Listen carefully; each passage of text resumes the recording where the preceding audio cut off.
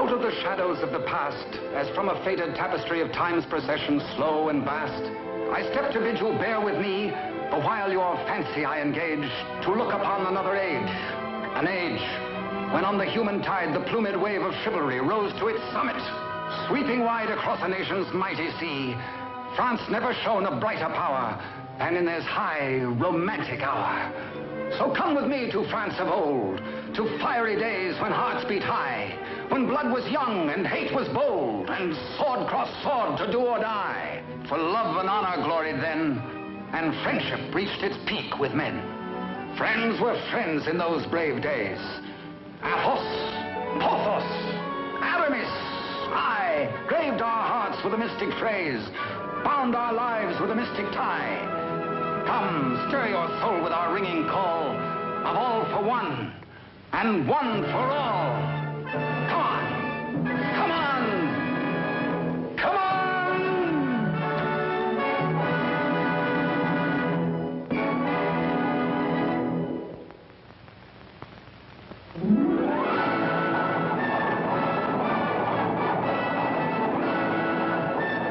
It is Paris on the 15th day of September in the year of our Lord 1638.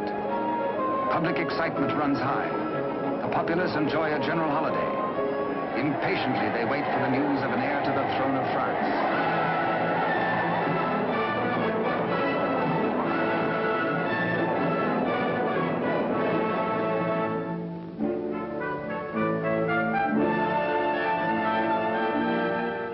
His Majesty Louis XIII, King of France. Maintaining his royal authority through the wits of others, he is himself weak and vain and lives in the oily smiles of a small circle of favorites. But the court is alive with intrigue. There are parties within parties, conspiracies beyond conspiracies, plots and counterplots.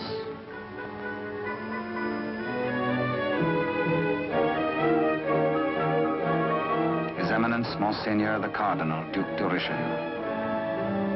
He is the greatest statesman of the day and manipulates the strings which guide the king. His is the real power, subtle, cunning, and often ruthless. Still, no one questions his devotion to the glorious kingdom of France.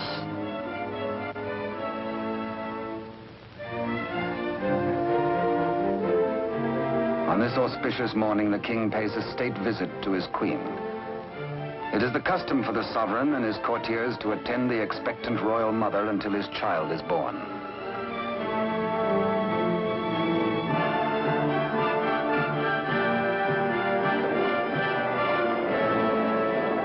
D'Artagnan, of the King's Musketeers. Relieved of his duties at court for the day, he hurries to the home of his sweetheart, Constance Bonacieux. Constance is seamstress to the Queen and is expected at the palace, so she cannot tarry long.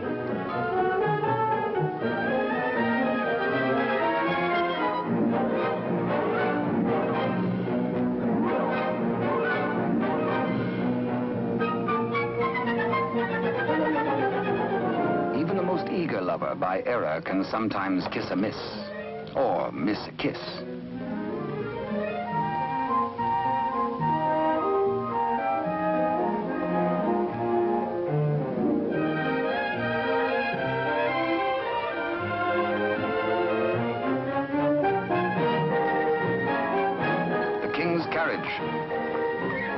It arrives for Constance. She carries an infant's layette in a crocheted basket for the Queen. One kiss, one caress.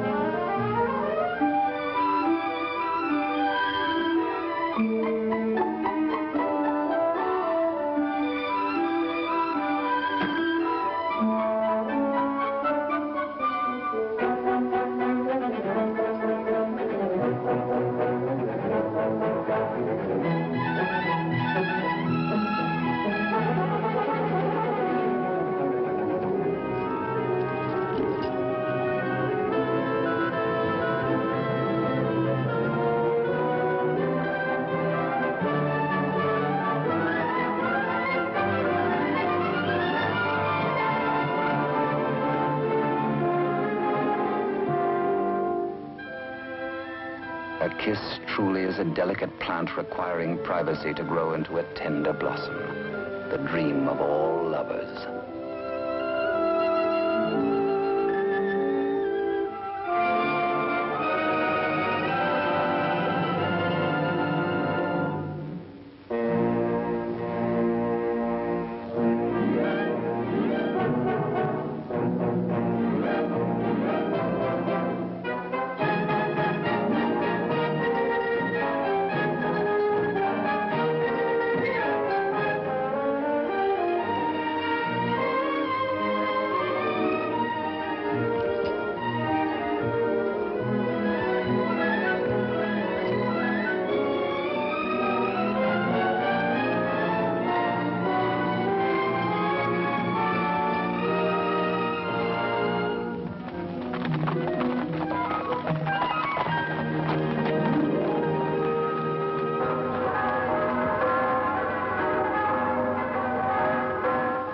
The Cathedral of Notre Dame remind D'Artagnan of his friend and fellow musketeer, Aramis.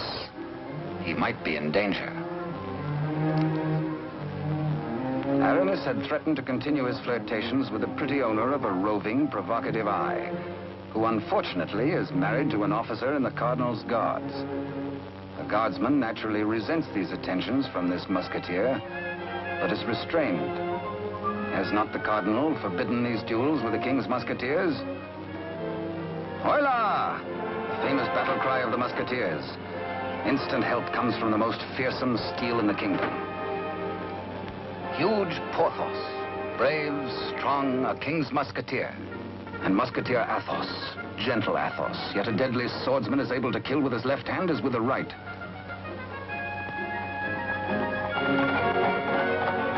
D'Artagnan! The battle is forming. The Cardinal's Guards. This is no private fight then, eh? The Musketeers against the Cardinal's Guard. It started before D'Artagnan was born. And what are the odds? 1, 2, 3, 4, 5, 6, 10 guards to 4, 5 to 2, 2.5 to 1? Too simple. Draw your skewer, Monsieur Half Guardsman. Let's measure half a point. On guard! Come, where's your challenge now? Where's your steel? What's your fear? The law? Does the Cardinal still ban a friendly fight with a musketeer or two?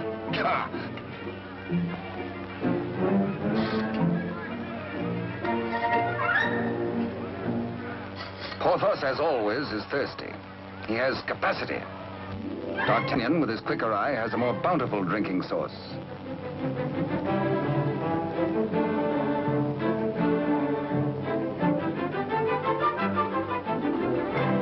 Porthos can put out a hand and pick up the pot he's slavers for. Why waste energy walking? Come, driver, come inside with us.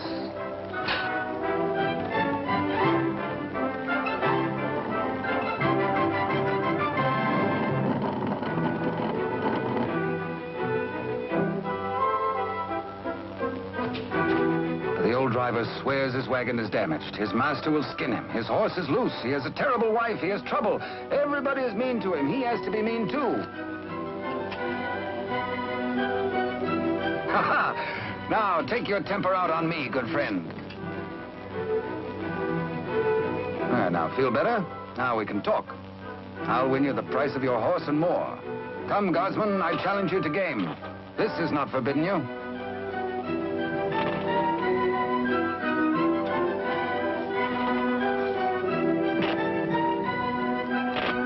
The dice are kind. Here's 20 times your price.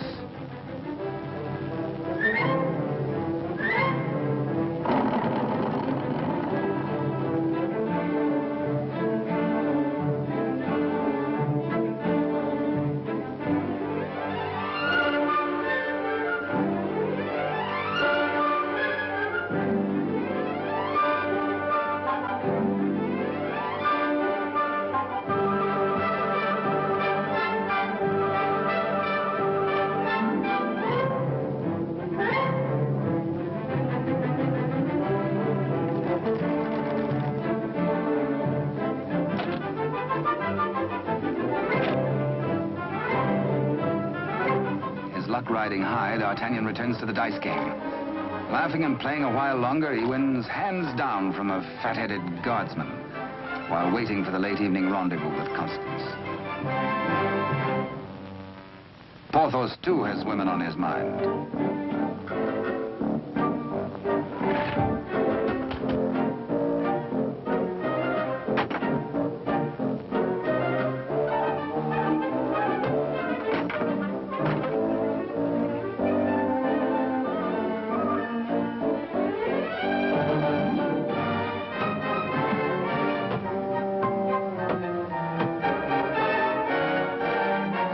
Starts the only battle the Musketeers ever lost in fair fight. Of course, it has to be with the fair sex.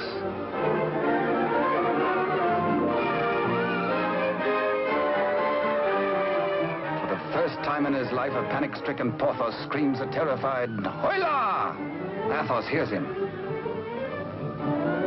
Aramis springs bravely to the side of his comrades, and they flee together. But D'Artagnan hears only the pounding of a lover's heart. As the flood of battle at last sweeps close to him, he leaps to meet the foe and draws his swords. He will fight. Yes? No. Yes. No, he won't. Here, indeed, discretion is the better part of valor. Caught between the she-devils and the deep blue sea, they choose the water.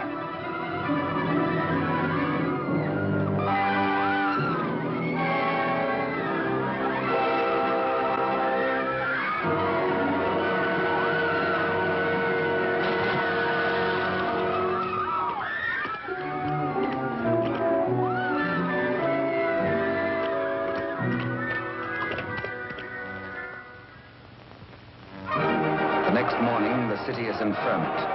The pressure beyond the gates is so great that the people are admitted to the courtyard.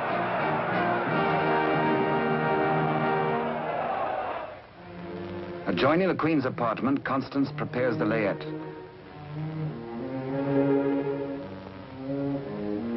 She is informed by Father Joseph, the Cardinal's trusted henchman, of the imminence of the royal birth.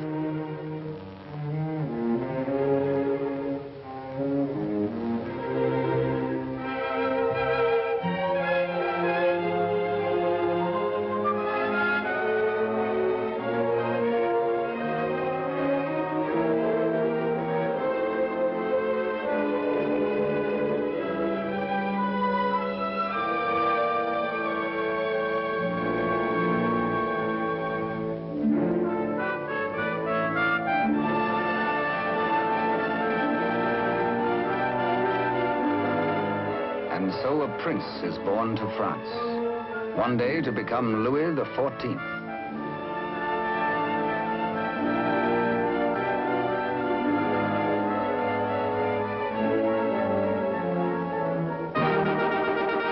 By ancient custom, his royal father presents him to the people.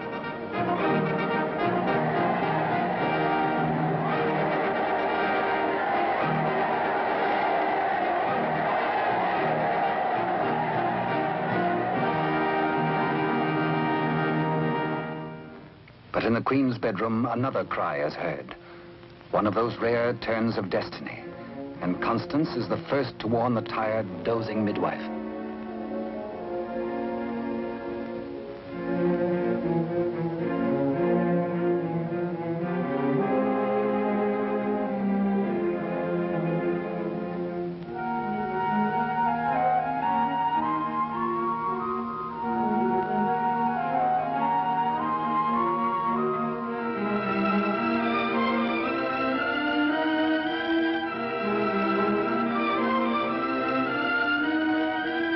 Father Joseph grasps the vast consequences of this extraordinary event. This news must be conveyed discreetly to Cardinal Richelieu before it gets abroad. He writes a message inside the wrapper of some medicine. He intends it for the Cardinal's eyes alone.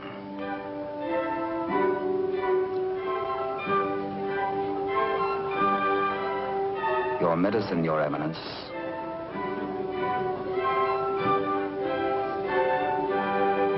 Duke de Rochefort, conniving head of the most powerful faction in court, working always in self-interest against the king and cardinal, pretending loyalty to both.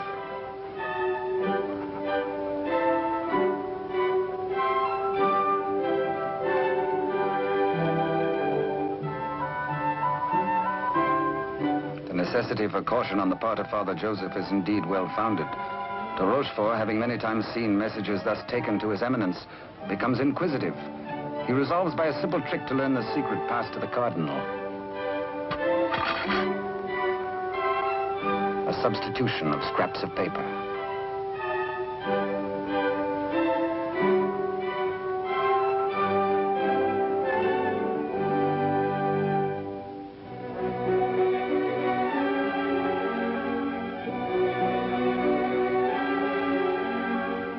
Cardinal realizes that enemies of the regime can do irreparable damage. 2 heirs to the throne. 2 rival parties of courtiers. More quarrels, more bloodshed. Poor France, helpless, torn between 2 factions. The secret of the twins must indeed be forever guarded if France is to have peace, and if he, the Cardinal, is to retain his power.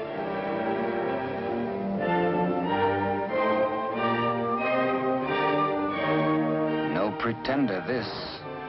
A true prince. De Rochefort sees an opportunity. Father Joseph is instructed to prepare for a long voyage.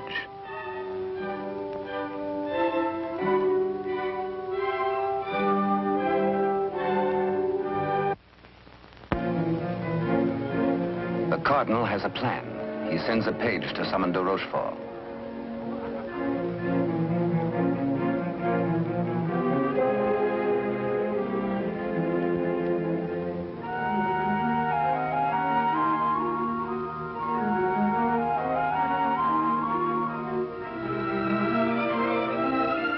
Aware that Constance shares possession of a great secret, one so sacred it might well spell the future of France, the Cardinal charges her to keep her lips sealed.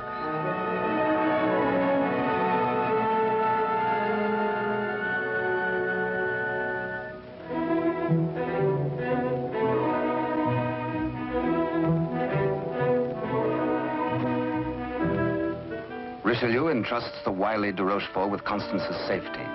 She must not be permitted to see anyone until further notice. The Cardinal is not at liberty to tell his reasons, but de Rochefort is making his own plans.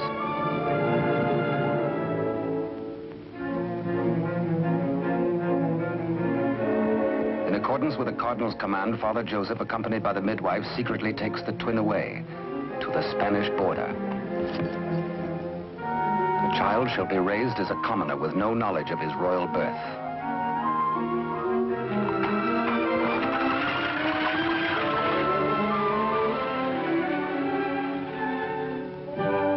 Meanwhile, in the great ballroom, the king holds a reception in honor of his firstborn. Had he known the cradle should have held 2 sons, he might have been less self-satisfied with the Cardinal's congratulations.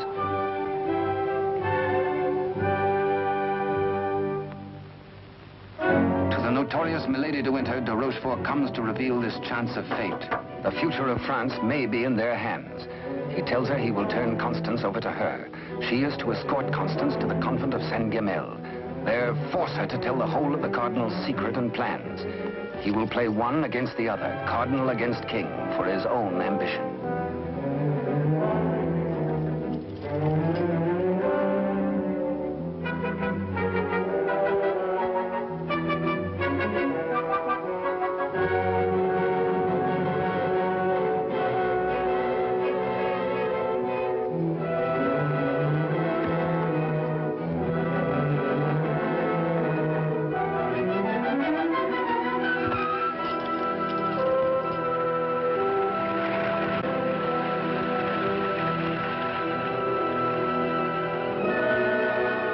Constance to be...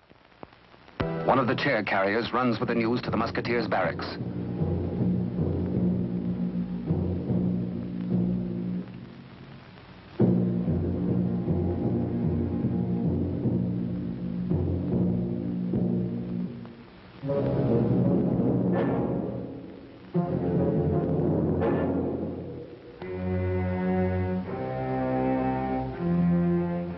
D'Artagnan, wake up!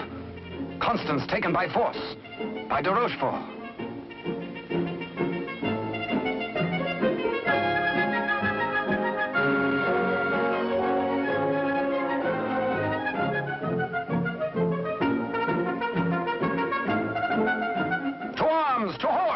Rescue! All for one and one for all. And hang the tack.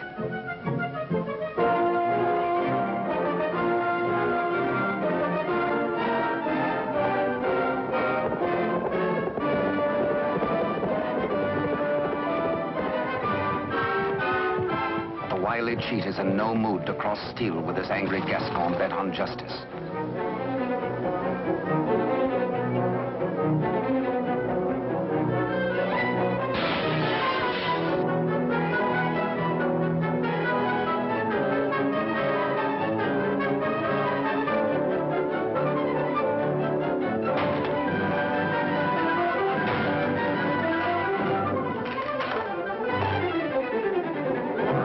Thugs are powerless to help.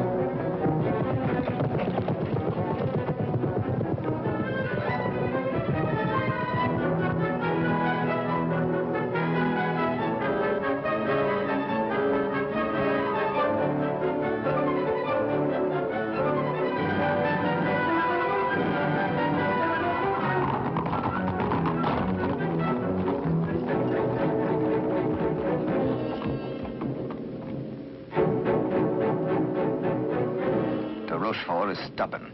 He will not talk. He has to be persuaded.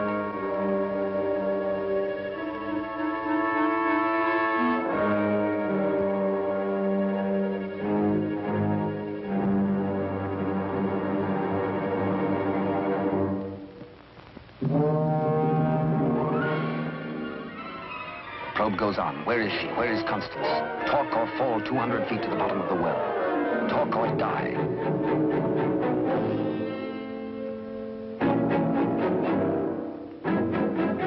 The Cardinal's guard look on, afraid to act.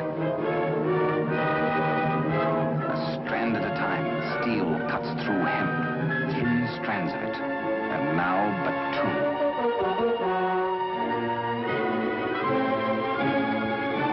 Now 1. De Rochefort breaks. The convent of Saint-Guerel.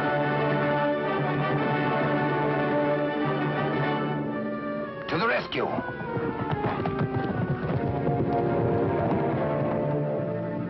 A stableman granted audience with the Cardinal tells of de Rochefort's trickery and capture and of Constance's abduction by Milady de Winter.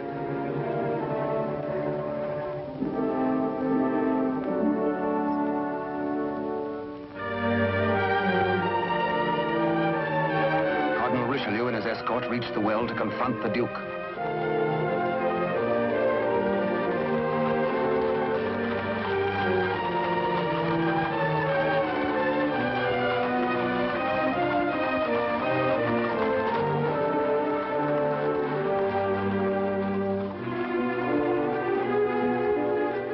Accused, exposed, a nervous, bedraggled penitent, he confesses that he has indeed played traitor. His Eminence breaks de Rochefort, stripping him of his authority and titles, banished from both court and country forever.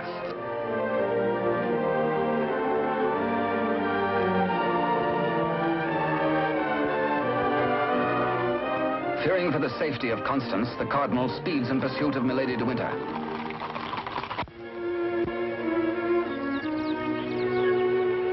Before dawn the next morning, the convent of Saint-Guerel.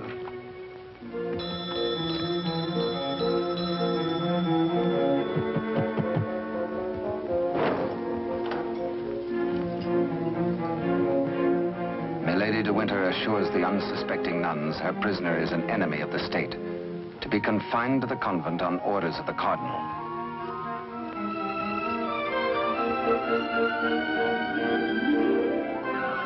The banished de Rochefort, smarting under his humiliations, lingers in Paris. All is not lost. He uses the last of his wealth in a desperate gamble and buys the services of ruffians.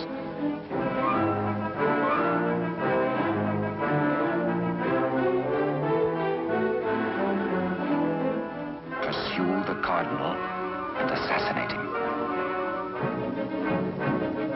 Next, find D'Artagnan and his three musketeer friends and put them to the sword.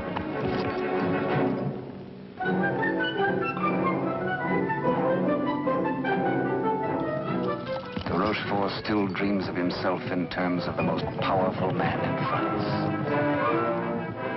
The path to power is open if Milady de Winter secures the secret from Constance.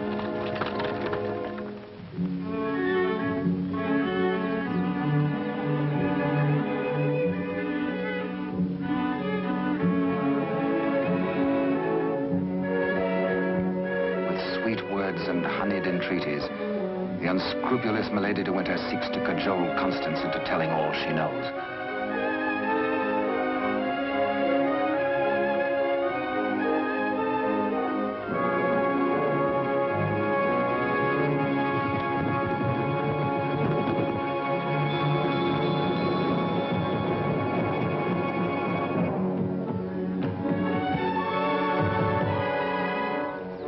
No, Constance Bonacieux is not here. But he hears her voice.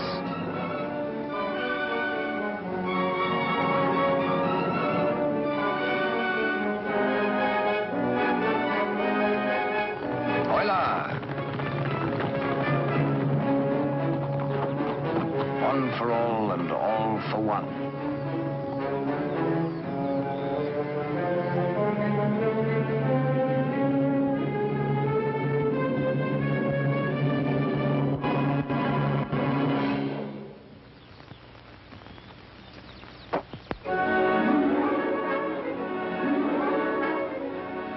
Mark of the public criminal, burnt by a branding iron into her flesh, a sign to all.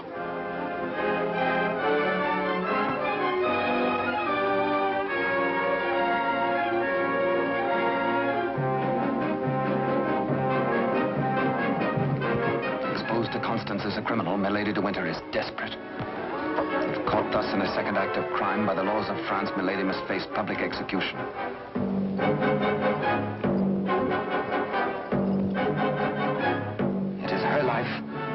Or that of Constance.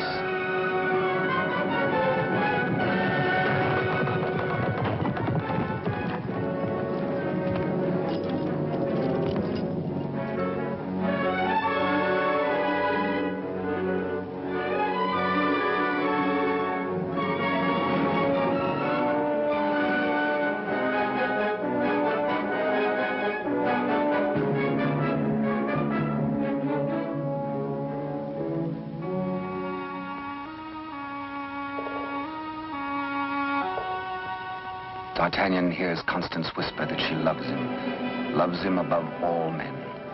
And then she murmurs three words, the other one, the other one.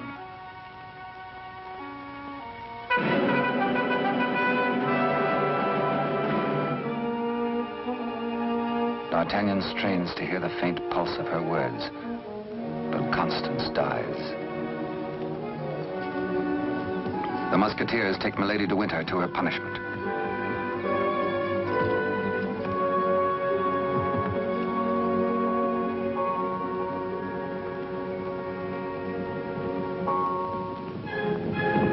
His Eminence the Cardinal has traveled through the night.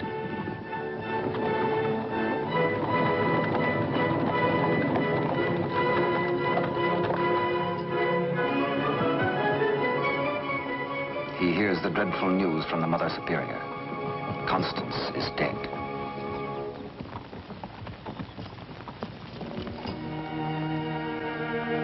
Faithful, loyal Constance.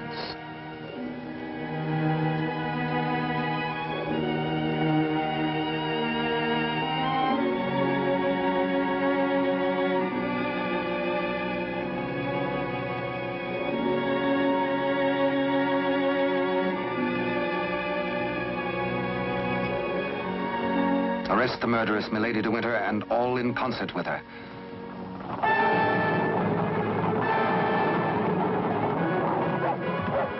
Three Musketeers, Athos, Porthos, and Aramis, enraged, take the law into their own hands and deliver the murderess to the public executioner and order her death.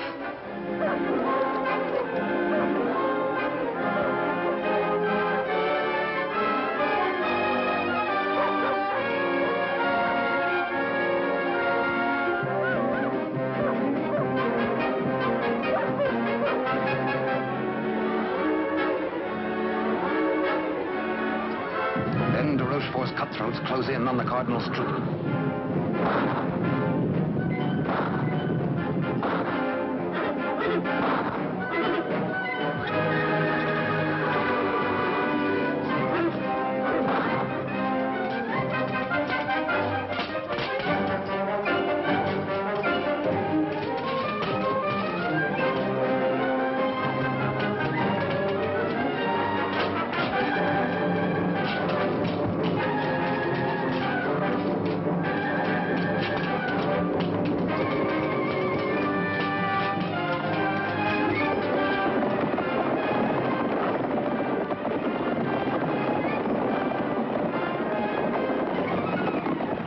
Some distance away, the Musketeers are captured by their deadliest rivals. The Cardinal's Guard formally arrest the Musketeers for continuing to take the law into their own hands. Disarmed, the Musketeers are set against the wall for execution.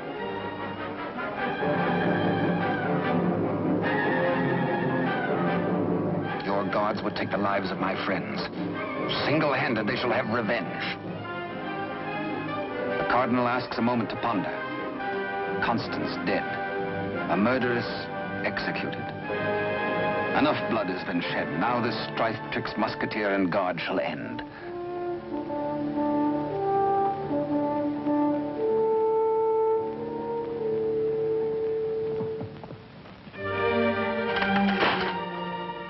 D'Artagnan's plea saves his friends, but there's to be a harsh penalty.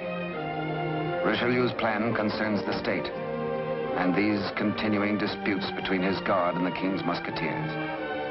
The four Musketeers must separate, never to come together again on pain of death. His judgment, oh, a sorry day. The Musketeers are banished, each to his own province, never to visit Paris again, nor set foot beyond the bounds of his own fields.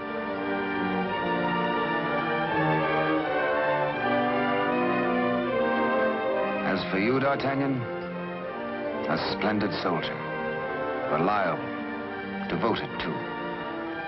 You henceforth shall be bodyguard of the future king, beloved of France, the nation's one. At one fell swoop, all strife is done. The Musketeers prepare for their banishment. Godspeed, farewell.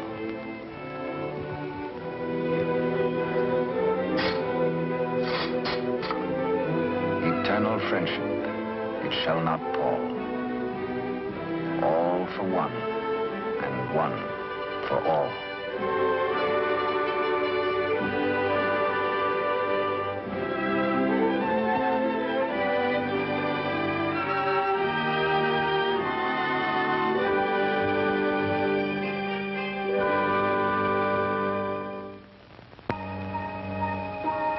"5 years have passed.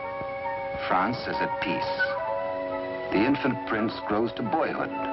Cardinal Richelieu, driven hard by the responsibilities of high office, lives in semi-retirement. And a royal father educates his son in courtly etiquette.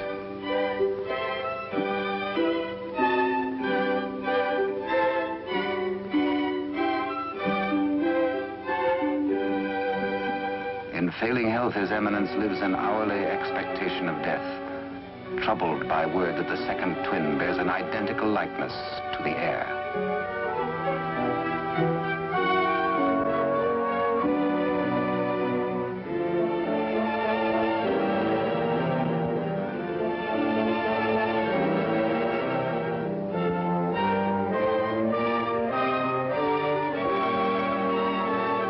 The dangers inherent are obvious and weigh heavily on the Cardinal's mind.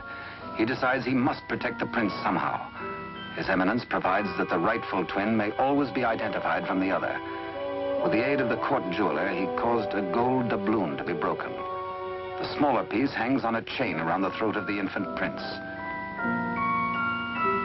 And its mate he places about the neck of Captain D'Artagnan.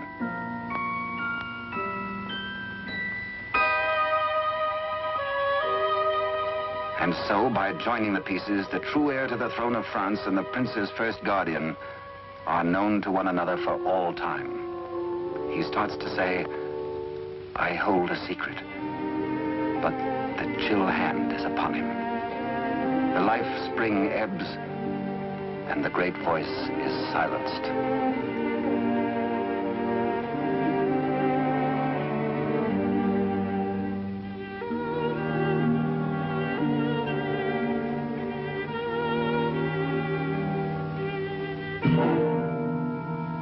A great statesman passes into history. The church loses a noble servant, and the ship of state is without its pilot. What was this secret that Richelieu and Constance shared? The other one.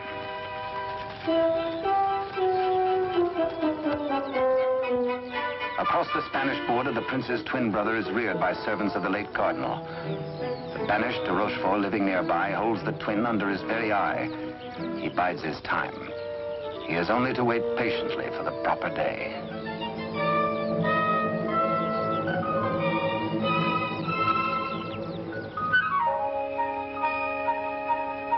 Upon the death of Louis XIII, the heir to the throne, or the Dauphin as he was called, became France's King Louis XIV. Both he and his twin had grown to manhood.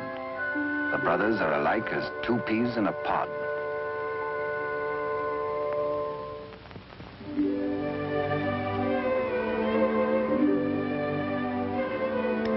Years have passed and more since Richelieu bent his iron will to break the bonds that held us four. But Porthos, Athos, Aramis, I will ride once more. Once more we'll heed the clarion call of all for one and one for all.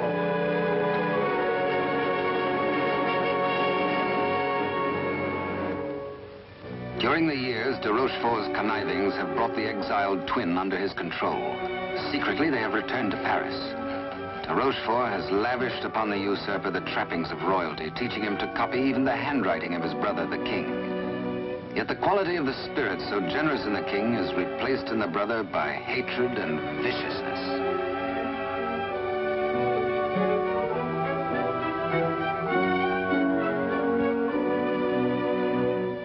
The king's valet, a de Rochefort spy, brings long-awaited news. Within the week, an older D'Artagnan, after a lifetime of loyal service, will retire and leave the court. The young king will be without a bodyguard. Every detail of their plan has gone over. The map, the sentries to overpower, the secret approach to the royal apartment, the signals.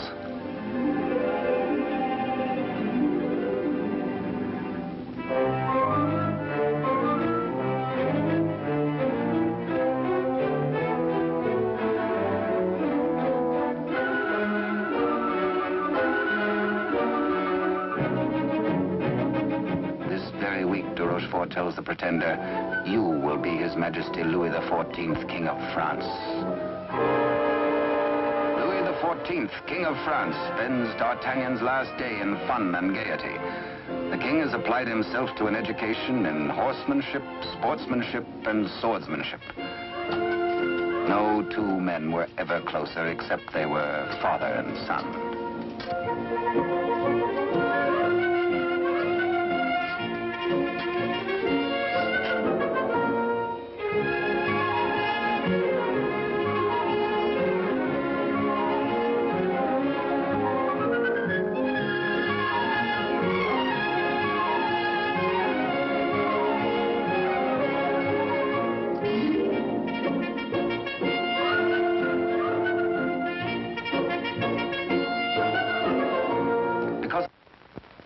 Early, D'Artagnan enters the royal bedchamber to bid the king goodbye. Tonight he feels happy. His service is done. His king is secure. The state is safe. But by some odd premonition, the coins are matched on this final night of parting.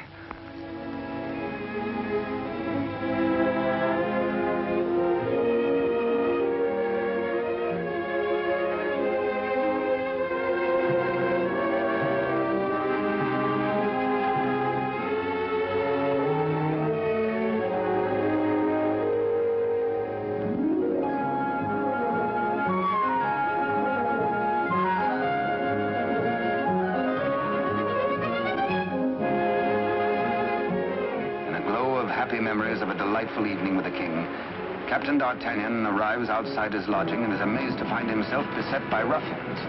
Angrily, the Gascon plans his battle.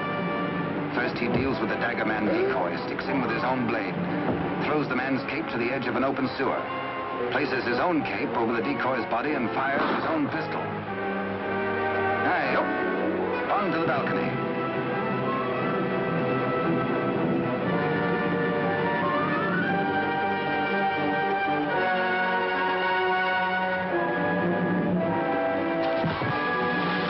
There, they believe, goes D'Artagnan.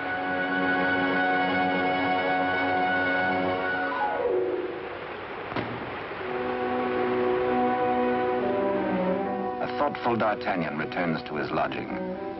For a peaceful man to be waylaid on a city street is something new. He had spent the evening with his king. He reflects. Has the palace discipline been slackening too? Sentries were not where they should have been. His soldierly heart is disturbed for the safety of his king.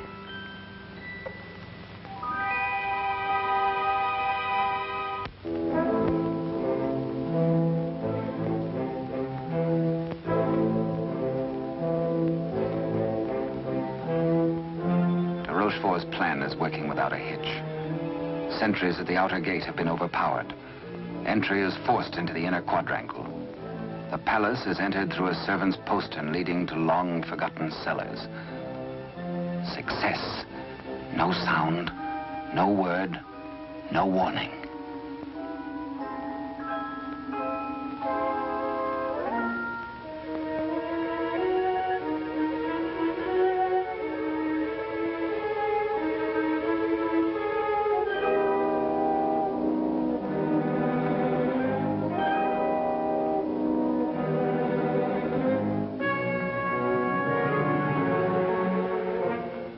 The pretender waits impatiently below for the deed which will make him king.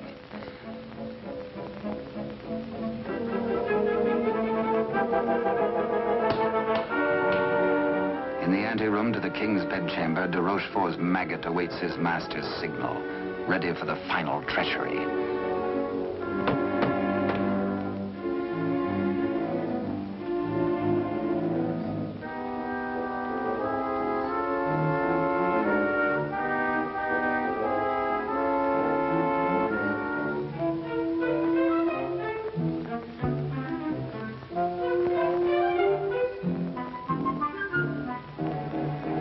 And a little after 11 o'clock on this fateful night, in one tragic moment, France loses her rightful king.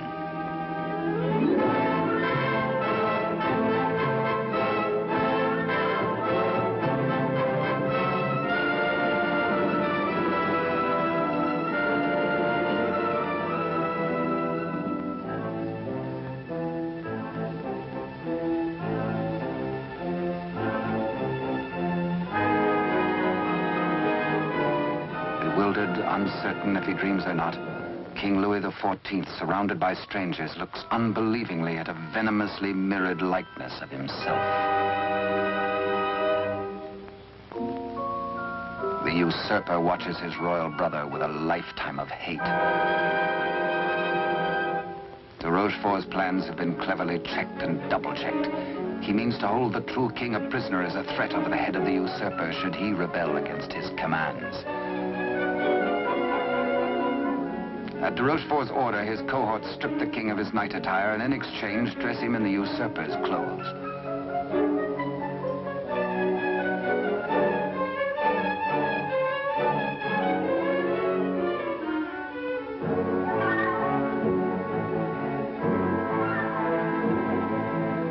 Into the palace cellars, a messenger reports breathlessly.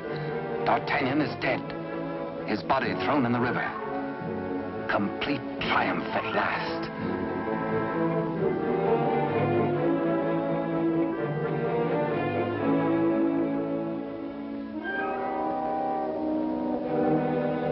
An iron mask, an invention of the devil.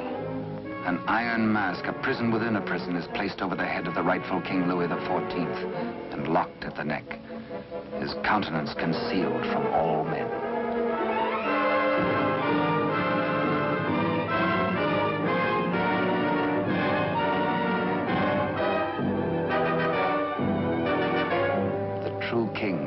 away.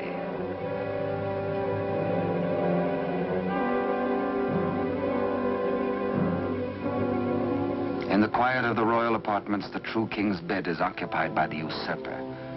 Trusted servitors have been spirited away. The twins' lackeys have replaced them.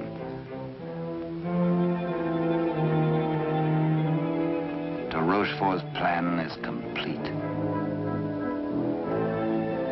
Poor France. Ruled by a youth driven near to lunacy by a solitary childhood, by de Rochefort's lies, by his own poisoned dreams.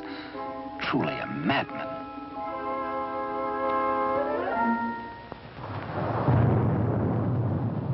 Suffering in human life is proportioned to human strength. When the young king, stupefied and crushed, found himself led a prisoner to a cell in the Chateau Sainte-Marguerite in the south of France, he fancied at first that death is like sleep and has its dreams. He believed himself to be a spectator, a palpable phantom of his own suffering. A torture the more terrible since it might be eternal. Eternal death. How can I have died? I am a king, yet not a king, enthroned upon a funereal couch. No, no, dear God, do not punish me who have done nothing. Why am I thus punished? Like a cloak, the chill of the dungeon falls upon his shoulders. So dwells the real Louis XIV in a living hell to remain thus the rest of his days.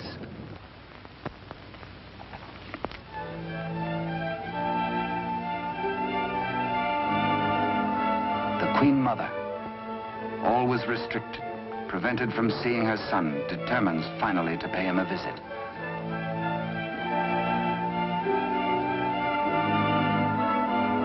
In place of the affectionate and courtly Louis XIV, to her horror, she finds herself repulsed.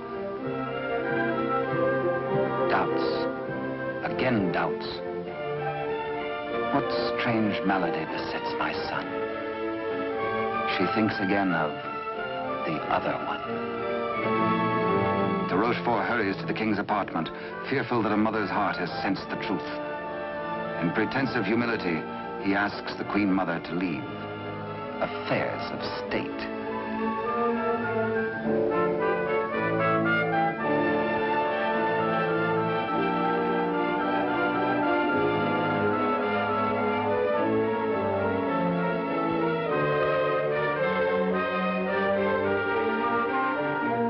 De Rochefort is determined. This shall not happen again, and whispers death.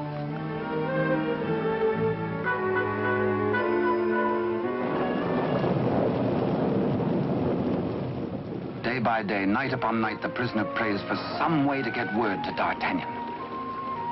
A heaven-sent fisherman hoves to.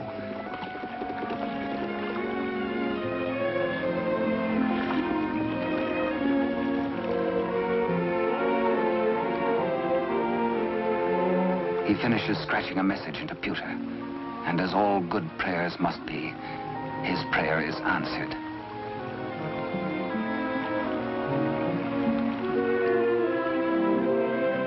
Millet and mackerel are running, and then a catch, apparently from heaven.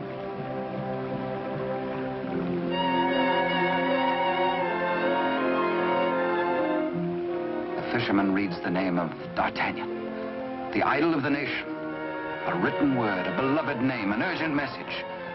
He, a patriot, needs no urging.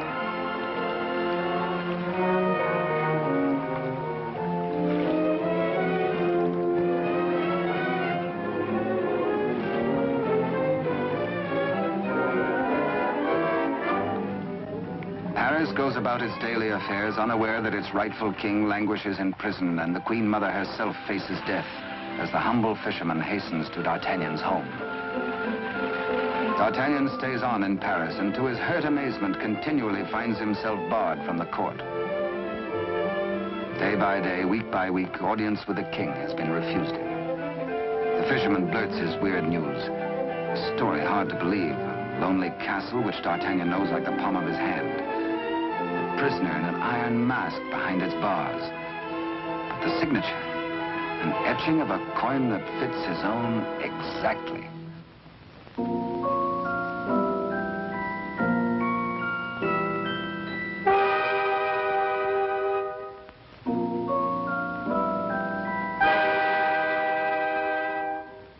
Come, friend, eat and drink. There is business at last for me at the palace.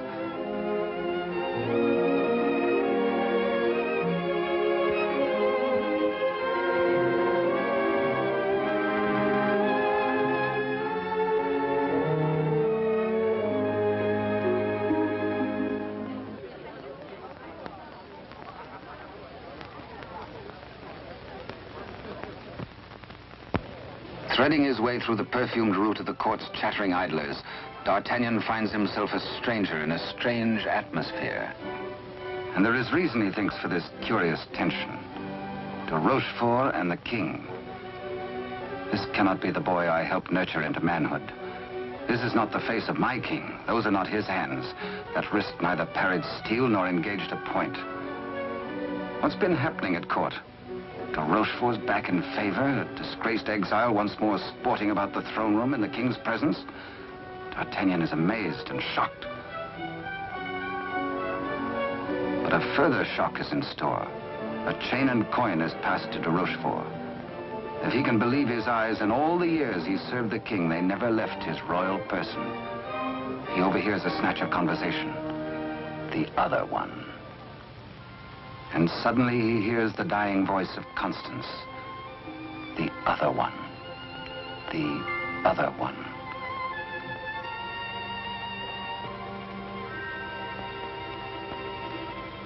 What did she mean? A message signed by the royal coin. A king, not a king. And a court alive with known traitors. D'Artagnan smells a rat. But a rat has seen him and gives warning. The palace guards are alerted. And all exits barred.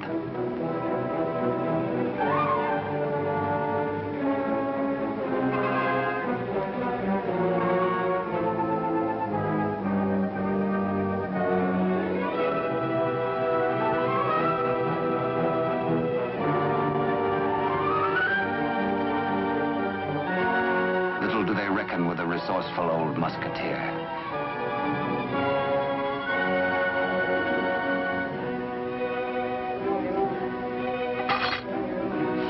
D'Artagnan orders a king's loyal troop to be hurried to meet him at the Chateau Sainte Marguerite.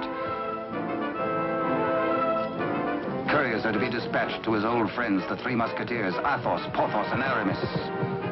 To arms, musketeers! Your king has need of you. One for all, and all for one. The jig is up. D'Artagnan lives and knows. His pewter plate. Perhaps even now he has reached the prison gate.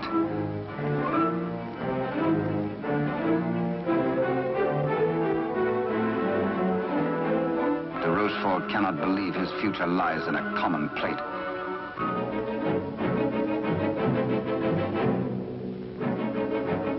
Quickly, he resolves to end all doubts. He decides to ride at the head of his troops to prevent any attempt to free the king.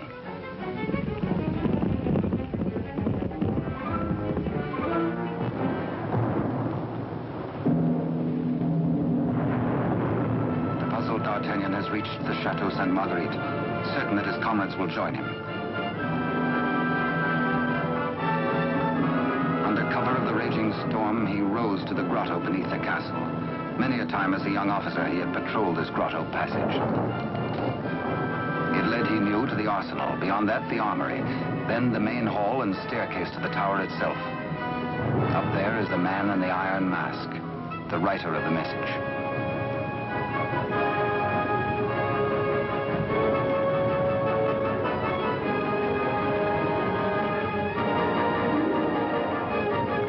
Astonishment, D'Artagnan finds the entrance to the arsenal is newly walled.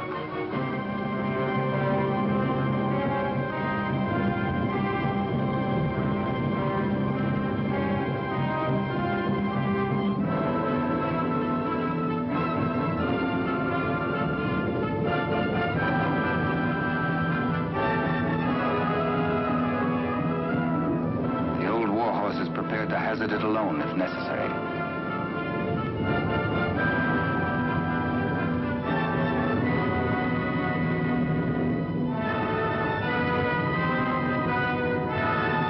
The fisherman returns to the opposite bank to await the arrival of help.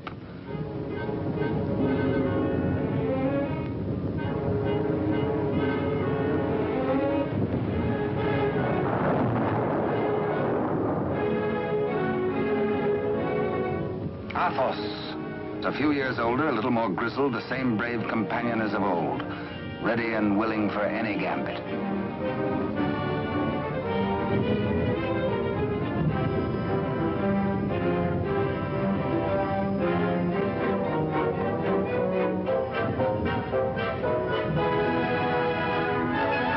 And now Aramis.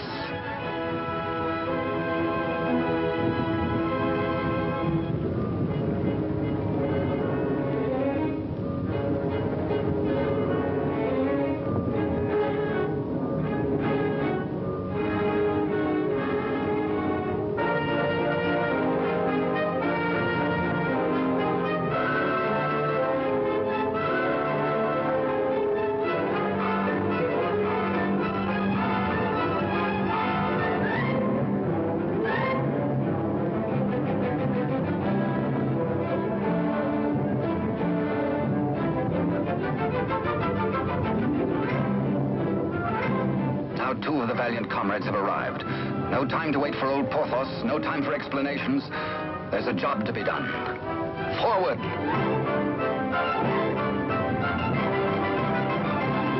Through the racks of gunpowder barrels to the main hall, and the tower staircase itself.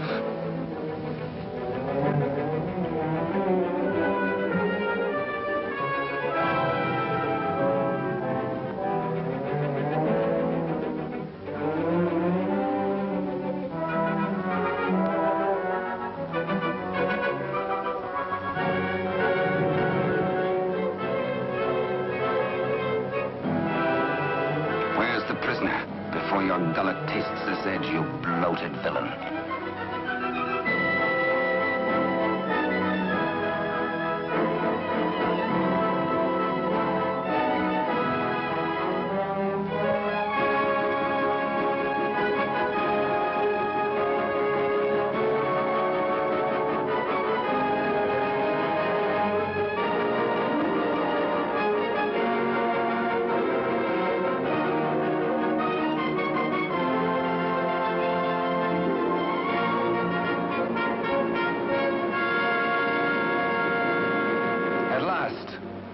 D'Artagnan knows the voice.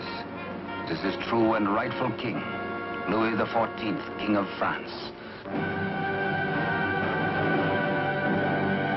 The castle guards.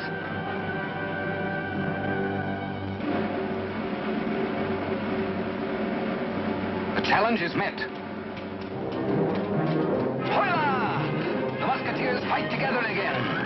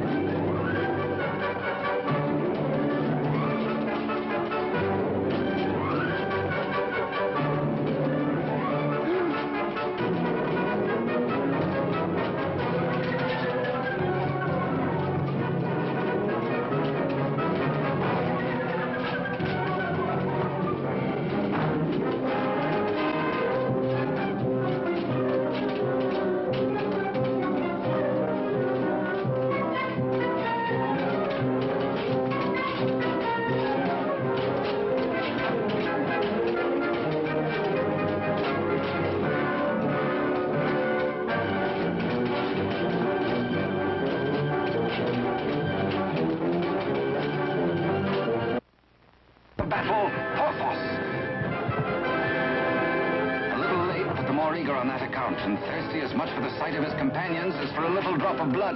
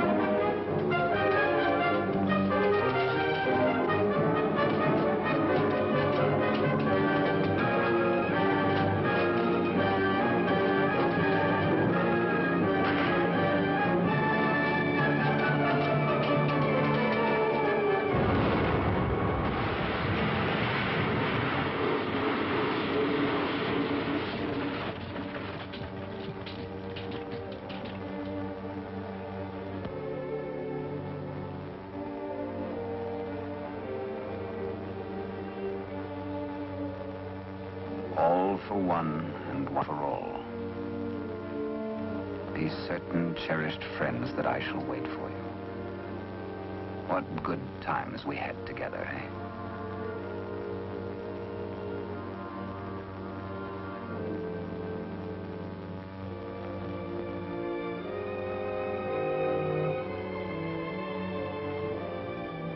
Good Porthos, farewell. You died as you lived, for love of country, in the service of your king. The fisherman gives warning of the approach of enemies.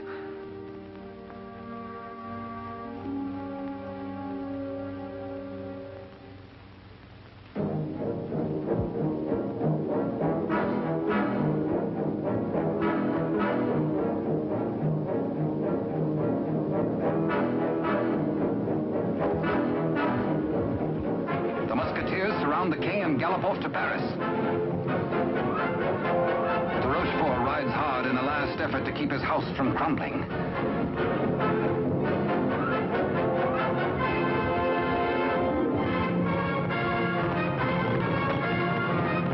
The odds are 10 to 1.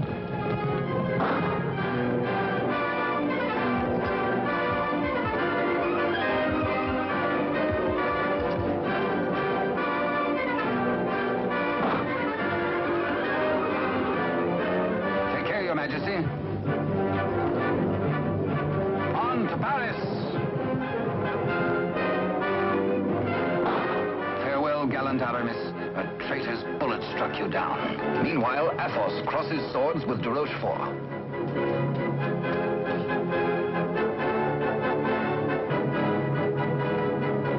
But at the highest price of all, Athos joins his comrades.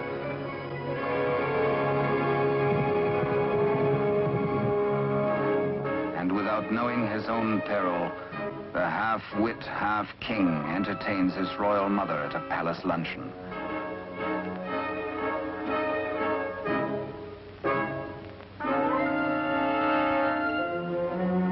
Cunningly, he says, a private matter.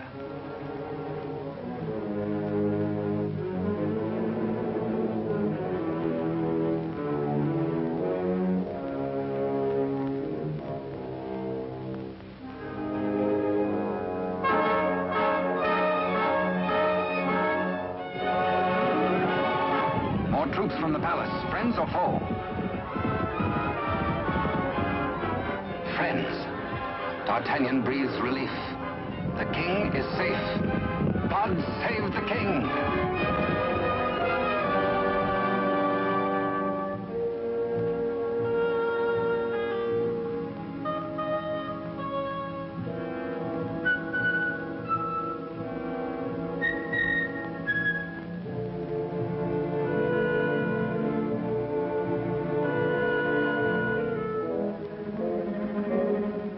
Queen Mother suspects this attempt on her life.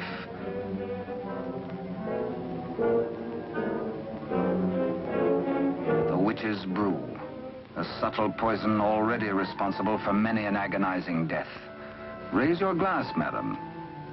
drink to your king, to your country, and its illustrious people. Come, I give you France. Dare she refuse? It is the edict of her son, the king.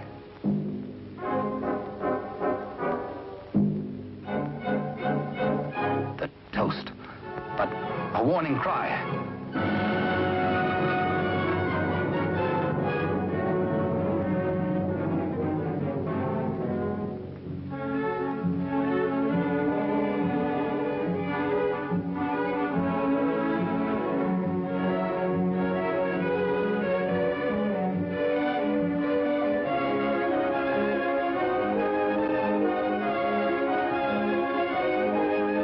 The usurper finally gets his rightful crown. De Rochefort's own damnable invention, the Iron Mask, his to the end of his days.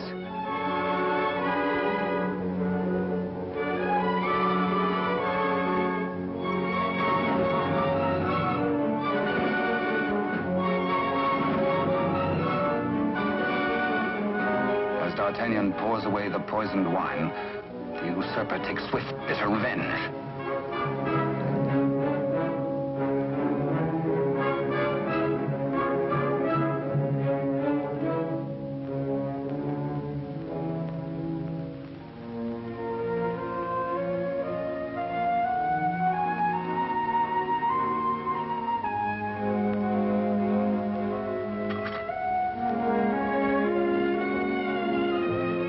D'Artagnan knows himself mortally wounded, but allows no sign to mar the happiness of his king.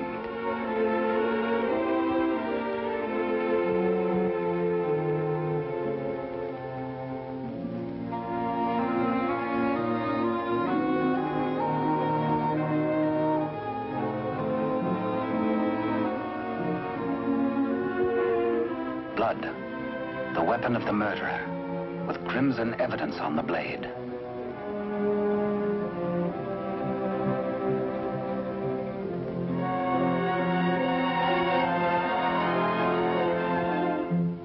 Grateful Louis looks for Captain D'Artagnan to honor him with the baton of a Marshal of France. But where is the Musketeer?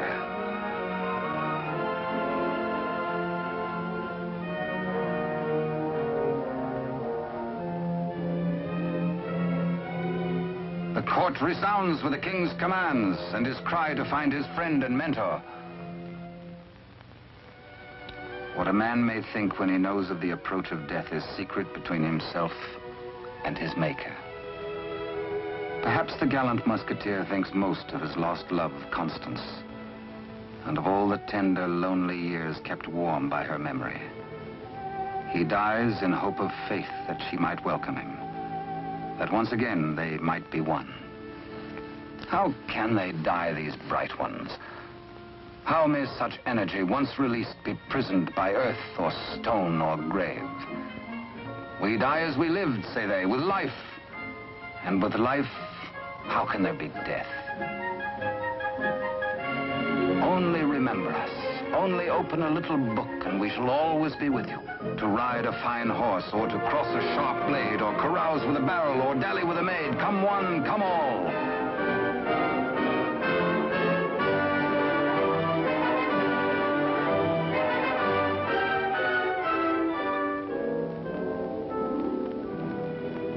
And so passed a brave and glorious man, in honor. Only think, and we live again. We live forever. For with us, now as ever, it's one for all, and all for one. And thus it was in France of old, in fiery days when hearts beat high, when blood was young and hate was bold, and sword crossed sword to do or die. For love and honor gloried then, when life was life, and men were men.